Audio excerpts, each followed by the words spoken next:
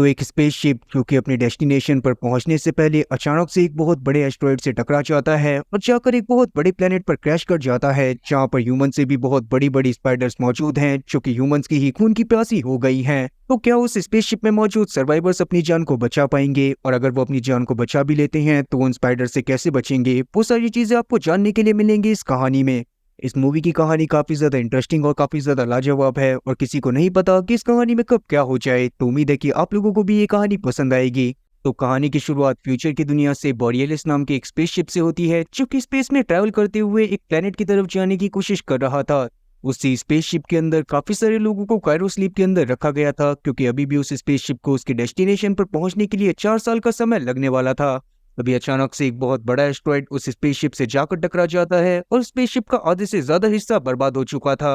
तब स्पेसशिप में बहुत सारे अलार्म बजने लगते हैं और एंडी नाम के एक आदमी की आंख उन अलार्म की वजह से खुल जाती है। तब वो एक पॉड में लेटा हुआ था और तभी अचानक से उसके सामने उसकी फैमिली का एक वीडियो प्ले होता है, जिसको देखने के बाद एंडी काफी ज्यादा इमोशनल हो गया था। और अब क्योंकि स्पेसशिप उन सभी लोगों को बचा नहीं सकता था जिनको कायरो स्लीप में भेजा गया था, इसी वजह से वहां पर सर्वाइवल सिस्टम ऑन हो जाता है, जिस दौरान हम लोग देखती हैं कि एंडी को एक सूट पहनाया जाता है जिसमें खुद की ऑक्सीजन सप्लाई होने वाली थी और साथ ही उसका एक खुद का एआई भी होने वाला था। अब काफी सारे क्रायोपोड्स तो स्पेसशिप में ही होने वाले एक्सप्लोजन की वजह से पूरी तरह से डिस्ट्रॉय हो जाते हैं, पर काफी सारे क्रायोपोड्स ऐसे थे जो कि सामने मौजूद एक प्लेनेट की तरफ बढ़ रहे थे, जो कि उसी जगह पर मौजूद था जहां पर वो पूरा का पूरा स्पेसशिप डिस्ट्रॉय हुआ था। पर क्योंकि सामने मौजूद प्लेनेट का ग्रेविटेशनल पुल बहुत ज्यादा ही हाई था, इसीलिए क्रायोपोड्स बहुत स्पीड से उसकी तरफ बढ़े जा रहे थे। पर अचानक से क्रायोपोड्स में से कुछ थ्रस्टर निकल जाते हैं जो कि उसकी स्पीड को मेंटेन करने का काम करने लगते हैं। और उस दौरान हम लोग कुछ ऐसे क्रायोपोड्स को भी देख पाते हैं जो कि बहुत तेजी से नीचे जा रहे थे, और नीचे जाने की वजह से उनके ऊपर इतना ज्यादा प्रेशर पड़ रहा था कि उनमें आसमान में ही आग लग जाती है और वो आसमान में ही ब्लास्ट हो जाते हैं। पर एंडी का क्रायोपोड धीरे धीरे नीचे की तरफ आने लगता है, पर नीचे आने के बाद जब वो अपने विंग्स को खोलता है तभी अचानक से उसका एक विंग टूट जाता है, जिस वजह से क्रायोपोड की एक क्रैश लैंडिंग होती है, पर उसमें एंडी सर्वाइव कर गया था। एंडी की हालत काफी ज्यादा खराब थी और तभी अचानक से उसे उसकी फैमिली का एक विजन आता है, जिसको देखने के बाद उसकी हार्ट बीट भी काफी ज्यादा फास्ट हो जाती है और उसके सूट को लगने लगता है कि शायद उसको हार्ट अटैक आने वाला है। और अब उसका सूट उसको एक जोर का झटका जोर से देने ही वाला था, और वक्त रहते एंडी उसको बंद करने के लिए बोल देता है, जिस वजह से उसका सूट उसको झटका नहीं देता। आगे जब एंडी खिड़की से बाहर की तरफ देखता है तो बाहर एक बहुत बड़ा ही डेजर्टेड लैंड था, जिसको देखने के बाद एंडी को समझ में नहीं आता कि वो बाहर जाने पर यहाँ पर सर्वाइव कैसे करेगा। तब एंडी अपने पास मौजूद रेडियो की मदद से आसपास मौजूद अपने टीम मेंबर से कांटेक्ट करने की कोशिश करने लगता है, और उसके रेडियो पर किसी का भी उसे कोई भी रिप्लाई नहीं आता, जिससे एंडी को लगने लग गया था कि शायद इस एक्सीडेंट के दौरान उसके सारे के सारे टीम मेंबर मारे गए होंगे। अब एंडी का क्रायोपॉड एक अनस्टेबल टेरेन पर लैंड हुआ था, इसीलिए जल्दी ही उसमें एक्सप्लोजन होने वाला था। जैसे ही एंडी को उसके एआई के थ्रू ये बात पता चलती है तो वो एक फायर एक्सटिंग्विशर की मदद से तुरंत ही अपने पॉड के ग्लास को तोड़ देता है और उसमें से बाहर निकलने की कोशिश करने लगता है। तब पॉड इधर उधर डगमगाने की वजह से धोखे से नीचे गिर गया था, और इस पूरी प्रोसेस के दौरान टूटे हुए ग्लास की वजह से एंडी के सूट में एक छोटा सा छेद हो जाता है, जिसमें से ऑक्सीजन बाहर आने लगती है, जो देखने के बाद एंडी तुरंत ही वहां पर मौजूद एक स्प्रे की मदद से उसको सही करता है, और उस स्प्रे का काम यही था कि वो टूटी हुई चीजों को जोड़ सके। अब अपने सूट के सही होने के बाद एंडी उस पॉड से निकलने की कोशिश करने लगता है, और उसी दौरान पॉड के इंजन में शॉर्ट सर्किट होने की वजह से उसमें आग लग जाती है। पर एंडी किसी तरह से अपने बेटे के टॉय को वहां से निकालता हुआ खुद भी बाहर निकल जाता है। बाहर आने पर जब उसकी नजर आसपास की जगह पर पड़ती है तो वो आसमान में बोरियलिस को भी देखता है, जो कि जलता हुआ आकर इसी प्लेनेट के ऊपर क्रैश कर जाता है, जिससे एक बहुत बड़ा एक्सप्लोजन होता है, और उसी की शॉक वेव की वजह से एंडी वापस से दूर जाकर गिर जाता है। पर इस शॉकवेव की वजह से एंडी और उसके सूट को ज्यादा नुकसान नहीं पहुंचा था, और इसीलिए वो तुरंत ही खड़ा होकर अपने सूट के एआई से आसपास के एरिया के बारे में पूछने लगता है। तब जाकर उसे पता चलता है कि उसके सूट के एआई को इस जगह के बारे में कुछ भी नहीं पता, और उसका सिंपल रीजन यही था कि बोरियलिस ने अब तक अपनी सिर्फ हाफ जर्नी को ही कंप्लीट करा था, और उसके बाद वो एस्ट्रॉइड के टकराने की वजह से इस प्लेनेट पर आकर क्रैश कर गया था। और क्योंकि बोरियलिस का मेन डेस्टिनेशन कुछ और ही होने वाला था, इसीलिए उनके डेटाबेस में इस प्लेनेट की कोई भी जानकारी मौजूद ही नहीं थी। थोड़ी देर और चलने के बाद एंडी को उसके सामने बोरेलियस का आधा पार्ट दिखाई देता है, जो कि पास के ही हिस्से में आकर क्रैश कर गया था, और उसके पास ही एक पॉड भी पड़ा हुआ था। उसको देखने के बाद एंडी तुरंत ही उस पॉड के पास जाता है और उसके अंदर से ऑक्सीजन सिलेंडर को निकालने की कोशिश करने लगता है, पर वो ऑक्सीजन सिलेंडर पहले से ही टूटा हुआ था, जो देखने के बाद एंडी काफी ज्यादा परेशान हो जाता है और उस जगह पर ऑक्सीजन सिलेंडर को वैसे ही छोड़ता हुआ आगे की तरफ बढ़ने लगता है। और वहां पर एक चीज नोटिस करने वाली और थी, जो कि एंडी ने नोटिस नहीं करी थी, वो ये थी कि पॉड के ऊपर कुछ अजीब से पंचों के निशान बने हुए थे, और साथ ही वहां पर खून के धब्बे भी लगे हुए थे। और इसका मतलब साफ था कि शायद उस प्लेनेट पर कुछ अजीब से जानवर भी मौजूद थे जो कि अब इन ह्यूमंस को अपना शिकार बनाने वाले थे। थोड़ा सा और आगे चलने पर एंडी एक और पॉड के पास पहुंच जाता है जिसके पास काफी सारी एसओएस लाइट भी चमक रही थी। वो असल में डॉन नाम के एक आदमी ने सेटअप करी हुई थी और साथ ही उसने काफी सारे लोगों के मांस को भी इकट्ठा कर लिया था ताकि वो इस जगह पर सर्वाइव कर पाए। तब जाकर हम लोग ड्वेन की बातों से जान पाते हैं कि उसने बोरियलिस के क्रैश होने से पहले वहां पर नेविगेशन मैप को देखा था और तब जाकर उसे समझ में आया था कि असल में कंपनी ने फ्यूल बचाने के चक्कर में स्पेसशिप को एक शॉर्टकट रास्ते से भेजा था और इसीलिए वो एक एस्टेरॉयड से टकरा गया और ये सारे के सारे लोग इस जगह पर आकर फंस गए। और अब अगर ये लोग रेस्क्यू टीम को बुलाने के लिए अर्थ पर सिग्नल भेजते भी हैं तब भी सिग्नल को अर्थ पर पहुंचने में 8 महीने का समय लगने वाला था और अगर अर्थ पर से कोई रेस्क्यू टीम इन्हें बचाने के लिए निकल भी जाती है तब भी उस टीम को यहाँ तक पहुंचने में 2 साल का समय लगने वाला था। अब एंडी इस बात को सुनने के बाद समझ गया था कि कहीं ना कहीं वो खुद ही एमसी है जो कि वो इस मिशन पर आया, क्योंकि ना तो इन लोगों के पास इतनी ज्यादा ऑक्सीजन थी और ना ही उन लोगों के पास इतना ज्यादा खाना पीना था कि वो 2.5 साल तक इस जगह पर सरवाइव कर पाए। पर उस समय पर हम लोग ड्वेन की बातों से जान पाते हैं कि अगर ये लोग बोरियलिस के बाकी आधे हिस्से को ढूंढ लेते हैं तो इन लोगों के पास काफी सारा खाना पीना हो जाएगा और साथ ही वहां पर बहुत सारे ऑक्सीजन टैंक भी थे। पर उस हिस्से को ढूंढने से पहले डॉन को एक एसओएस मैसेज भेजना था ताकि वो अर्थ वालों को बता सके कि उनका ये वाला मिशन फेल हो गया है और यहाँ पर टीम को उनके रेस्क्यू टीम की जरूरत है। तभी अचानक से एंडी का पैर एक तार पर लगता है जिससे वहां पर मौजूद एक प्लग निकल गया था और इसीलिए एंडी उसको सही करने लगता है। और उसी दौरान हम लोग पीछे देख पाते हैं कि एक बहुत बड़ा सा क्रीचर आकर ड्वेन को अपने साथ उठाकर ले जाता है, पर एंडी ने उसके ऊपर जरा भी ध्यान नहीं दिया था। और फिर जब एंडी पलटता है तो उसको ये बात समझ में नहीं आती कि आखिरकार ड्वेन उसको अकेला छोड़कर कहां पर चला गया। अब एंडी का मूड तो पहले से ही काफी ज्यादा खराब था, इसीलिए वो अभी के समय पर इस बात पर ध्यान नहीं देता और वो अर्थ पर सिग्नल भेजने के बाद खुद वहां पर से डॉन की गन उठाता हुआ आगे बढ़ने लगता है। तब एंडी अपने एआई से बोरियलिस के सबसे बड़े पीस को ढूंढने के लिए बोलता है जिस पर एआई भी मान जाता है। उसी दौरान एंडी रेडियो की मदद से बाकी सारे लोगों को भी सिग्नल भेजने की कोशिश कर रहा था ताकि अगर आसपास कोई और सर्वाइवर मौजूद हो तो एंडी को भी उसके बारे में पता चल सके। अब शुरुआत में तो एंडी को किसी भी सर्वाइवर की तरफ से कोई भी सिग्नल नहीं आ रहे होते, जिस वजह से एंडी खुद भी काफी ज्यादा परेशान हो गया था और उसको समझ में नहीं आ रहा था कि वो अकेले इस प्लेनेट पर क्या करे। इसीलिए अभी वो बहुत ज्यादा फ्रस्ट्रेट होते हुए वहां पर से एक क्लिप के पास चला जाता है और फ्रस्ट्रेशन में ही अपनी फैमिली को याद करने लगता है। तभी अचानक से उसके पास एक सर्वाइवर का मैसेज आता है जिसका नाम नायोमी था और वो अभी भी अपने पॉड में फंसी हुई थी।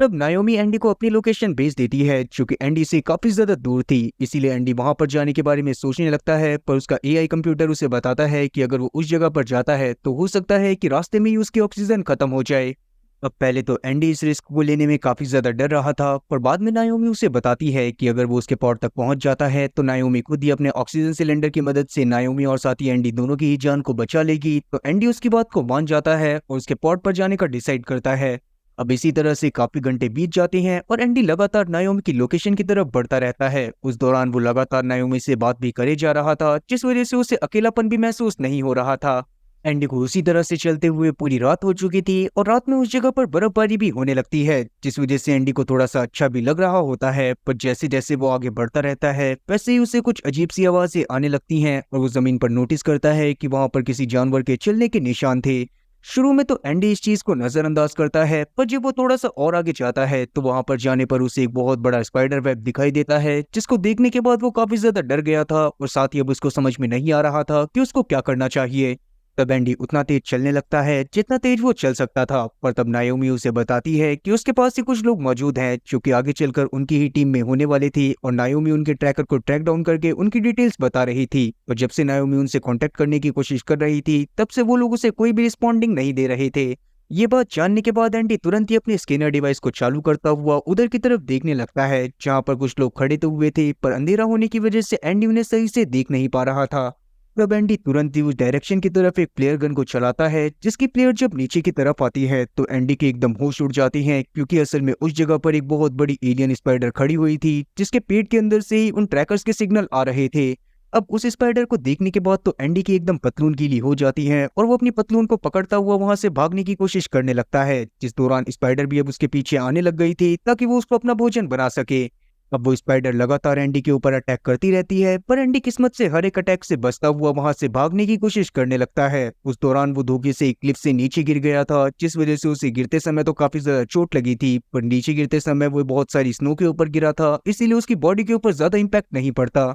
वो मॉन्स्टर उतनी ऊंचाई से इतना नीचे नहीं आ सकता था क्योंकि एंडी बहुत ज्यादा ही नीचे जाकर गिरा था, पर किस्मत से उसकी जान बच गई थी। और अब एंडी काफी ज्यादा डरा हुआ था क्योंकि उसकी समझ में नहीं आ रहा था कि वो किस तरह से अपनी जान को बचाएगा। और तभी अचानक से एंडी को रियलाइज होता है कि उसके सूट में भी ऑक्सीजन की सप्लाई कम होती जा रही है, और जब वो ध्यान देता है तो उसका सूट वापस से फट गया था, जिसको देखने के बाद वो तुरंत ही उसे रिपेयर स्प्रे की मदद से सही करता है। तब एंडी को समझ में नहीं आ रहा होता कि उसको क्या करना चाहिए। उतने में ही उसके पास ड्वेन की आवाज आती है, जो कि किसी तरह से उस स्पाइडर की चपेट से बच गया था, और अभी के समय पर वो बहुत सारे पॉट्स के पास मौजूद था जिसमें ऑक्सीजन भी मौजूद हो सकती थी। इसी बारे में वो एंडी को बताता है और एंडी से आकर मदद करने के लिए कहता है। तो पहले तो एंडी ड्वेन के पास जाकर उसकी मदद करने से साफ इनकार कर देता है, क्योंकि ड्वेन के पास काफी सारी स्पाइडर्स भी मौजूद हो सकती थी, जो कि ड्वेन के साथ साथ एंडी को भी जान से मार देती। और बाद में नायोमी एंडी को समझाती है कि अगर वो ड्वेन की मदद करने के लिए चला जाता है तो उन लोगों के पास और ज्यादा ऑक्सीजन सप्लाई हो जाएगी। इसी वजह से एंडी भी नायोमी की बात को मानता हुआ सीधा ही ड्वेन की लोकेशन की तरफ जाने लगता है। ड्वेन असल में एंडी से इतना ज्यादा दूर भी नहीं था, पर उसके बावजूद भी वो एक फ्लेयर गन को चला देता है, जिस वजह से जब तक एंडी वहां पर पहुंचता है तब तक वहां पर एक बहुत बड़ी स्पाइडर भी पहुंच जाती है, जो कि एंडी के ड्वेन के पास पहुंचने से पहले ड्वेन के पास पहुंचती हुई उसे जान से मार देती है। ड्वेन जिस लोकेशन पर मौजूद था उस जगह पर काफी सारे पॉड क्रैश करे गए थे, और अब चारों तरह से उन्हें स्पाइडर्स ने घेर लिया था, जो देखने के बाद एंडी को समझ में नहीं आता कि वो किस तरह से अपनी जान को बचाएगा। पर इस समय पर नायोमी उसकी मदद कर सकती थी, क्योंकि वो एक मास्टर पॉड में थी, जिससे वो बाकी सभी पॉड्स को भी कंट्रोल कर सकती थी। तब किसी तरह से जैसे तैसे नायोमी अलग अलग पॉड्स की लाइट को ब्लिंक करवाकर और कभी उनमें अलार्म बजाकर स्पाइडर के ध्यान को भटका रही थी, और एंडी जैसे तैसे वहां से निकल जाता है। पर अभी भी दो स्पाइडर एंडी के पीछे लगी हुई थी, और वो तब तक एंडी के पीछे लगी रहती हैं जब तक कि एंडी एक फॉगी एरिया में नहीं पहुंच जाता और इन स्पाइडर को एंडी दिखना बंद नहीं हो जाता। एंडी की मदद करते समय नायोमी को भी पैनिक अटैक्स आने लग गए थे, क्योंकि कहीं ना कहीं वो काफी ज्यादा परेशान थी और उसे पता था कि एंडी ही उसकी आखिरी उम्मीद है जो कि उसे उस पॉट से बाहर निकाल सकता है। अब नायोमी की कंडीशन को नॉर्मल करने के लिए हमारा हीरो उसके लिए गाने गाता है और उसके बाद आगे की तरफ बढ़ने लगता है। तब एंडी चलते हुए काफी सारे फायरफ्लाइज के सामने आ जाता है, जो कि उस प्लेनेट पर पता नहीं क्या कर रहे थे। खैर अभी के समय पर एंडी को उन्हें देखने के बाद काफी ज्यादा अच्छा लगता है, पर अचानक से ही एक फायरफ्लाई उसके हेलमेट के पास आकर डेड हो जाता है और वो उसके ऊपर अटैक करना चालू कर देता है। अब वैसे तो फायरफ्लाई काफी ज्यादा छोटे होते हैं और वो एक फायरफ्लाई एंडी का क्या ही बिगाड़ सकता था, पर उतने में ही वो अपने सारे साथियों को आवाज मारता है और वो सारे के सारे फायरफ्लाइज मिलकर एंडी के ऊपर अटैक करना चालू कर देते हैं, जिस वजह से एंडी को वहां से भागने की कोशिश करनी पड़ती है। अब जैसे तैसे एंडी अपनी जान बचाकर उन फायरफ्लाइज के पास से निकला ही था कि तभी अचानक से उसके पैरों तले जमीन हिलने लगती है और उसमें से एक बहुत बड़ा मॉन्स्टर आकर एंडी को निगल लेता है। अब वो मॉन्स्टर असल में एक दलदल की तरह था, जो कि धीरे धीरे एंडी को अपने अंदर खाए जा रहा था। पर एंडी को तभी अचानक से एक आइडिया आता है और वो अपने सूट से कहता है कि उसको हार्ट अटैक आने वाला है, जिससे एंडी के सूट में इलेक्ट्रिसिटी जनरेट होने लगती है और उसका सूट उसे जोरों का झटका बहुत ज्यादा ही जोर से देता है, जिससे उस क्रीचर को भी झटका लगा था और वो तुरंत ही एंडी को अपने मुंह से बाहर फेंक देता है और एंडी की जान किसी तरह से बच जाती है। एंडी अपनी जान बचाने के लिए सामने मौजूद एक टनल में जल्दी से घुस जाता है, पर उस छोटी सी टनल में काफी सारे वैसे ही फायरफ्लाइज मौजूद थे, जो कि जैसे ही एंडी को देखती हैं कि वो उनके घर में घुस आया है तो वो उसके ऊपर अटैक करना चालू कर देते हैं और एंडी को दूसरी तरफ से जल्दी से बाहर निकलना पड़ता है। अब एंडी वहां पर जैसे तैसे सरवाइव तो कर जाता है, पर अभी भी उसकी पट के 4 से 64 हुई पड़ी थी, क्योंकि उसका ऑक्सीजन लेवल धीरे धीरे गिर रहा था और उसे समझ में नहीं आ रहा था कि वो इतने कम ऑक्सीजन लेवल में नायोमी के पॉड तक कैसे पहुंचेगा। तभी एंडी के पास बोरियलिस के दूसरे पार्ट की लोकेशन भी आ जाती है, जिसके पास जाकर वो अपनी जान को बहुत आराम से काफी सालों तक के लिए बचा सकता था। और उस समय पर एंडी डिसाइड करता है कि वो पहले नायोमी के पास जाएगा और उसकी जान को बचाएगा। हालांकि इस चीज में बहुत ज्यादा खतरा था और नायोमी भी इस बात को जानती थी, इसीलिए वो एंडी से बोलती है कि एंडी अपनी जान को बचा ले, पर एंडी उसकी बात को नहीं सुनता और उसके पॉड की तरफ आता रहता है ताकि वो नायोमी की जान को भी बचा सके। अब नायोमी के पॉड तक पहुंचते पहुंचते एंडी की ऑक्सीजन लगभग खत्म ही हो चुकी थी और अभी भी नायोमी का पॉड उससे कुछ कदम की दूरी पर था, पर किसी तरह से एंडी खड़ा होता है और किसी तरह से अपने आप में जोश भरते हुए वो नायोमी के पॉड के पास भागता हुआ चला जाता है। तब नायोमी भी जल्दी से अपने पॉड के दरवाजे को खोलती है, क्योंकि अगर वो ऐसा नहीं करती तो हो सकता था कि शायद उसी समय पर एंडी भी परलोक सिधार जाता। पॉड में जाने के बाद सबसे पहले तो एंडी जी भरकर सांस लेता है और बाद में वो नायोमी के पैर को देखने लगता है, जो कि पॉड के बीच में फंस गया था और उसे वहां से निकालना इतना ज्यादा आसान नहीं होने वाला था। और क्योंकि नायोमी बहुत बड़ी रैंक की ऑफिसर थी, इसी वजह से वहां पर उसके लिए काफी सारे टूल्स भी रखे होते हैं, और तब उन टूल्स का यूज करते हुए नायोमी के पैर को बहुत आराम से एंडी उस जगह से बाहर निकाल देता है। अब नायोमी का पैर वहां से निकल तो गया था, पर नायोमी के पैर में अभी भी काफी ज्यादा दर्द हो रहा था और अब उन लोगों को जल्दी से जल्दी बोरेलिस के दूसरे पार्ट तक भी पहुंचना था। अब अपने अपने ऑक्सीजन टैंक की ऑक्सीजन को फुल करने के बाद वो दोनों के दोनों वहां पर से कुछ और जरूरत की चीजों को लेकर बाहर निकलती हैं। उनकी जरूरत की चीजों में उनके लिए वेपन्स और साथ ही रिपेयर स्पेस शामिल था। पर बाहर निकलने के बाद नायोमी से सही से चला नहीं जाता क्योंकि उसके पैर में अभी भी बहुत ज्यादा दर्द हो रहा था, जो देखने के बाद तुरंत ही एंडी उसके पैर में थोड़ा सी मरहम पट्टी करता है और उसके बाद उसके साथ आगे बढ़ने लगता है। पर उन दोनों की मूनलाइट रोमांटिक नाइट वॉक में अचानक से खलल डालने के लिए बहुत सारे स्पाइडर्स आ जाते हैं, जो कि उन लोगों को अपना खाना बनाना चाहती थी। इसी वजह से एंडी और साथी नायोमी दोनों को ही बोरियलिस की तरफ भागना पड़ता है, जो कि पास में ही मौजूद था। तब वो दोनों तुरंत ही बोरियलिस के पास पहुंच जाती हैं, पर अभी भी काफी सारे स्पाइडर्स उनके पीछे थे, जो कि लगातार उनके पीछे आते हुए उन पर अटैक करने की काफी बार कोशिश करते हैं। पर एक समय पर नायोमी को पता चल जाता है कि उन स्पाइडर्स को दिखाई नहीं देता और अगर वो अपनी फ्लेयर गन को उनकी तरफ फायर करेगी तो वो स्पाइडर उस फ्लेयर गन की फ्लेयर का पीछा करेंगे। ये बात समझ आते ही तुरंत ही नायोमी अपनी फ्लेयर गन की मदद से दो स्पाइडर का ध्यान भटका देती है और उनको पीछे की तरफ भेज देती है। जिसके बाद जब नायोमी और साथी एंडी दोनों ही बोरियलिस के अंदर जाने की कोशिश कर रहे थे, तभी अचानक से ही एक स्पाइडर उनके पास पहुंच जाती है। पर उन दोनों ने वक्त रहते सावधानी के साथ सतर्कता पूर्वक बोरियलिस के गेट को बंद कर दिया था, जिस वजह से जब स्पाइडर उसके अंदर आने की कोशिश करती है तो वो दो टुकड़ों में बढ़ जाती है। अब उन दोनों को लग रहा था कि वो दोनों इस जगह पर हंसी खुशी रह सकते हैं, पर जैसे ही वो लोग अंदर जाते हैं तो उनकी खुशी अचानक से दुख में बदल जाती है, क्योंकि अंदर की तरफ पर एक बहुत बड़ी स्पाइडर मौजूद थी, जो कि उन दोनों को देखते ही उन दोनों के ऊपर अटैक करना चालू कर देती है। तब उस समय पर अपनी जान बचाने के लिए वो दोनों के दोनों एयरलॉक में जाकर छुप जाती हैं और गेट को बंद कर देती हैं। उस समय पर स्पाइडर भी अंदर आने की कोशिश करती है, पर एयरलॉक का गेट मोटा होने की वजह से वो अंदर नहीं आ पाती।